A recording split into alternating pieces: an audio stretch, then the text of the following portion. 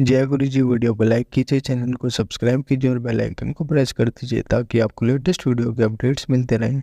जय गुरु जी। आज मैं आप सबके साथ जो सत्संग शेयर करूंगा वो श्रीमती ज्योत्सना शौरी आंटी जी का है और आंटी जी दिल्ली से हैं। चलिए आज का ये सत्संग हम आंटी जी की जुबानी हम सब सुनते हैं।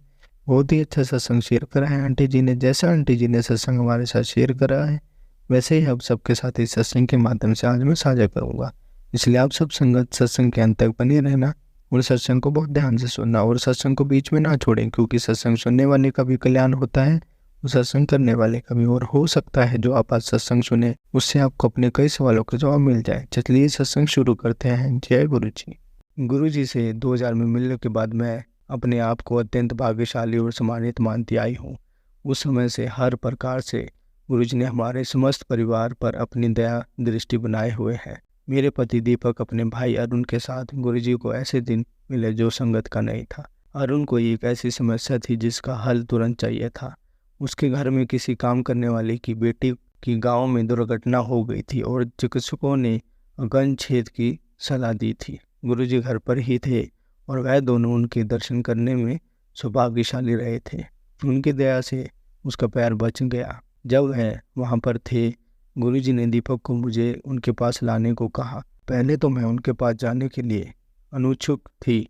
यद्यपि मेरे धार्मिक प्रवृत्ति है, मैं नवशर ईश्वर में विश्वास नहीं रखती थी। तत्पश्चात मेरे मन में आया कि उन्होंने मेरे देवरानी के कफवात रोग में उसकी सहायता करी थी। अत्यंत ऐसे व्यवहार से असंभवता होगी।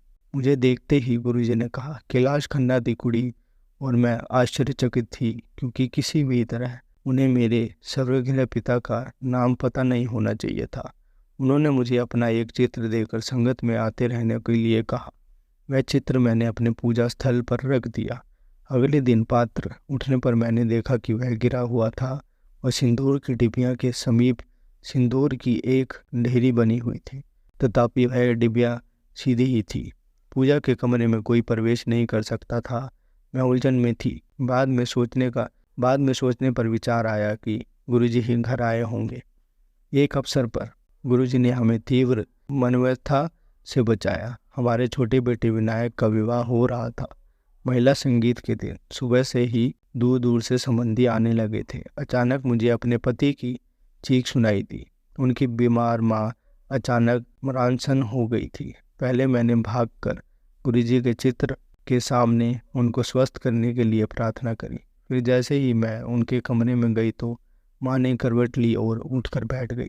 उनका स्वास्थ्य इतना अच्छा हो गया कि वह विवाह के समस्त कार्यक्रमों में भाग ले सके, जैसे उनकी हार्दिक इच्छा रही थी। एक अन्य अवसर पर गुरुजी ने हमारे ऊपर दया करी और इसके लिए हम उनके अति आभारी हैं। उन्होंने हमें जुड़वा पोते दिए।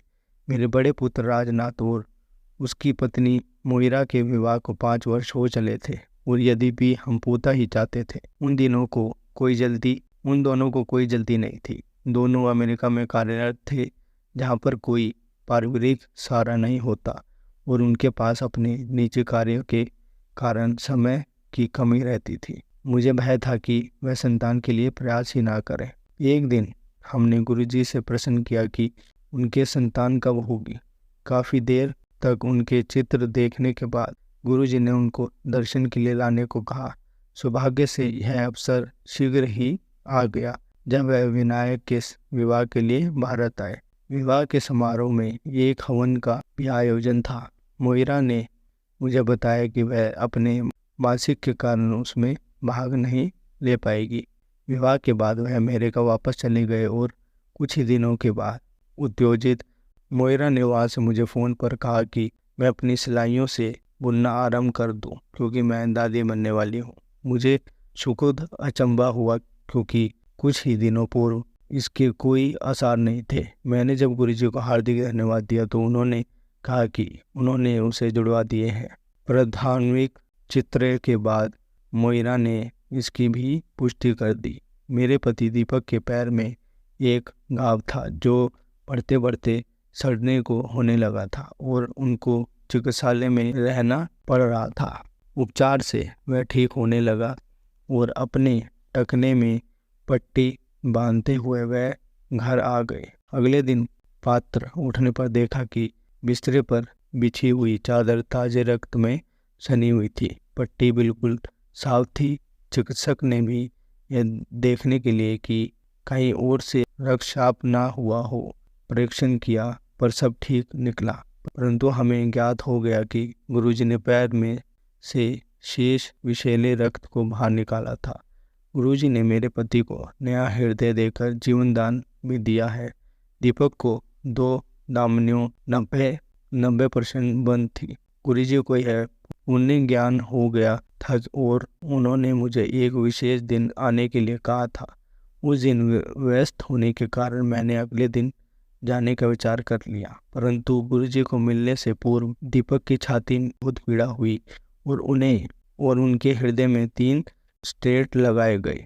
चिकित्सालय में प्रतीक्षा करते हुए मेरे पुत्र, उसकी पत्नी और मुझे गुरुजी की सुगंध आई। जैसे ही दीपक शल्य क्रिया के पश्चात बाहर आए, उनको सुगंध आई, पर मुझे नहीं आई। संभव गुरुजी उस दिन मुझे न आने के लिए डांट रहे थे। यद्यपि मैं गई होती तो दीपक इस कटु अनुभव से बच जाते। स्कॉट में प्रविष्ट कराकर उनकी आकस्मिक शल्य क्रिया करनी पड़ी। उनकी एंजियोप्लास्टी हुई और मैंने गुरुजी को धन्यवाद दिया और वचन दिया कि पुनरावृत्ति नहीं होगी। यद्यपि गुरुजी ने अनेक अवसरों पर हमारे जीवन को रहस्यमय बनाया है, यह थोड़े से ही अनुभव है। मैं प्रतिदिन उनसे मार्गदर्शन और परिवार को बचाने के लिए विनती करती हूँ। मैं उनकी अत्यंत आभारी हूँ और मुझे विश्वास है कि वह अवश्य सुनेंगे। मैंने कई बार उनसे प्रश्न किया है कि सबके लिए इतना करने के पश्चात आपकी क्या अभिलाषा है। वह मुस्कुरा कर उत्तर देते हैं कि केवल पूरी आस्था। जय गुरु जी, शुक्राना गुरु जी। संगत जी, आज हम आपको विदेश्वर संहिता का 22वां अध्याय पढ़कर सुनाएंगे। शिव नैवेद्य और बिल्व महात्मा। ऋषि बोले, है सूत जी, हमने पूर्व में सुना है कि शिव का नैवेद्य ग्रहण नहीं करना चाहिए। इस संबंध में शास्त्र क्या कहते हैं, इसके बारे में बताएं तथा बिल्व के महात्मा को भी स्पष्ट कीजिए। सूत जी ने कहा, है मुनियों, आप सभी शिव व्रत का पालन करने वाले हैं, इसलिए मैं आपको प्रसन्नतापूर्वक सारी बातें बता रहा हूँ। आप ध्यानपूर्वक सुने। भगवान शिव के भक्त वो जो उत्तम व्रत का पालन करता है तथा बाहर भीतर से पवित्र व शुद्ध है, अर्थात निष्काम भावना से भगवान शंकर की पूजा अर्चना करता है, शिव नैवेद्य का अवश्य भक्षण करना चाहिए, क्योंकि नैवेद्य को देख लेने से ही सारे पाप दूर हो जाते हैं। उसको ग्रहण करने से बहुत से पुण्यों का फल मिलता है। नैवेद्य को खाने से हजारों और अरबों युगों का पुण्य आदर आ जाता है। जिसके घर में शिवजी जी के नैवेद्य का प्रचार होता है, उसका घर तो पवित्र है ही, बल्कि वह साथ के अन्य घरों को भी पवित्र कर देता है। इसलिए सिर झुकाकर प्रसन्नतापूर्वक एवं भक्ति भावना से इसे ग्रहण करें और इसे खा लें। जो मनुष्य इसे ग्रहण करने या लेने में विलम्ब करता है, वह पाप का भागी होता है। शिव की दीक्षा से युक्त शिव भक्त के लिए नैवेद्य महाप्रसाद है। जो मनुष्य भगवान शिव के अलावा अन्य देवताओं की दीक्षा भी धारण किए हैं, उनके संबंध में ध्यानपूर्वक सुनिए।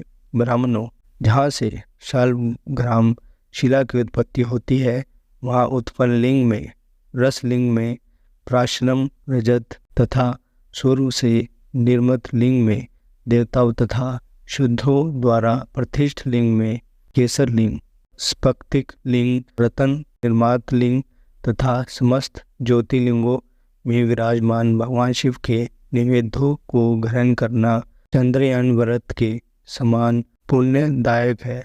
शिव नैवेद्य भक्षण करने एवं उसे सिर पर धारण करने से ब्रह्म हत्या के पाप से भी छुटकारा मिल जाता है और मनुष्य पवित्र हो जाता है। परंतु जहाँ चंडालों का अधिकार हो, वहाँ का महाप्रसाद भक्तिपूर्वक भक्षण नहीं करना चाहिए। ब्रह्मलिंग, लोहे निमृत लिंग, श्रीद लिंग उपासना से प्राप्त अर्थात शुद्धों द्वारा स्थापित लिंग, स्वयं भूलिंग एवं मूर्तियों का जहाँ पर चंड का अधिकार नहीं है, जो मनुष्य भक्तिपूर्वक स्नान कराकर उस जल का 3 बार आचमन करता है, उसके सभी कायिक, वाचिक और मानसिक पाप नष्ट हो जाते हैं। जो वस्तु भगवान शिव को अर्पित की जाती है, वह अत्यंत पवित्र मानी जाती है। हे ऋषियों, बिल्क अर्थात बेल का वृक्ष महादेव का रूप है। देवता द्वारा इसकी स्तुति की गई है। तीनों लोकों में स्थित सभी तीर्थ बेल में ही निवास करते हैं, क्योंकि इसकी झंड में लिंग रूपी महादेव जी का वास होता है। जो इसकी पूजा करता है वह निश्चय ही शिव पद प्राप्त करता है। जो मनुष्य बेल की जड़ के पास अपने मस्तक को जल से सींचता है उसे संपूर्ण तीर्थ स्थलों पर स्नान का फल प्राप्त होता है। बेल की जड़ों को पूरा पानी से भरा देखकर भगवान शिव संतुष्ट एवं प्रसन्न होते हैं। जो मनुष्य बेल की जड़ों अर्थात मूल भाग का गंध पुष्प इत्यादि से पूजन करता है वह सीधा शिव लोक जाता है। उसे सतनान और सुख की प्राप्ति होती है। भक्तिपूर्वक पवित्र मन से बेल की जड़ में दीपक जलाने वाला मनुष्य सब पापों से छूट जाता है। इस वृक्ष के नीचे जो मनुष्य एक शिव भक्त ब्राह्मण को भोजन कराता है उसे 1 करोड़ ब्राह्मणों को भोजन कराने का फल मिलता है। इस वृक्ष के नीचे दूध घी में पके अन्न का दान देने से दरिद्रता दूर हो जाती है। हे ऋषियों, प्रवृत्ति और अभिषेक के बाद अग्नि चावल से बना निवेद्य अर्पण करें। पूजा के अंत में शिवलिंग को सुपुत्र में विराजमान कर घर में किसी शुभ स्थान पर रख दें। निवित्र मार्ग उपासकों को हाथ से ही निवृत्ति के 2 मार्ग है। प्रवृत्ति के मार्ग में पूजा पाठ करने से मनोरथ पूर्ण हो जाते हैं। यह संपूर्ण अभीष्ट फल प्रदान करता है। किसी सुपात्र गुरु द्वारा विधि विधान से पूजा कराएं। पूजन करना चाहिए। भिक्षा में प्राप्त भोजन को ही निवेद्य के रूप में अर्पित करें। निवित्र वृक्षों के लिए सूक्ष्म लिंग ही श्रेष्ठ है। विभूति से पूजन करें तथा विभूति को ही निवेदित करें। पूजन करने के उपरांत लिंग को मस्तक पर धारण करें। संगत जी, हम आपको कल के सत्संग में 23वां अध्याय पढ़कर सुनाएंगे। जय गुरु जी, शुक्राना गुरु जी। संगत जी, अगर आपको आज का सत्संग अच्छा लगा हो तो आप इस सत्संग को और संगत के साथ जरूर साझा करें, जिससे वो भी महाराज का दिव्य आशीर्वाद प्राप्त कर पाए। जय गुरु जी, शुक्राना गुरु जी।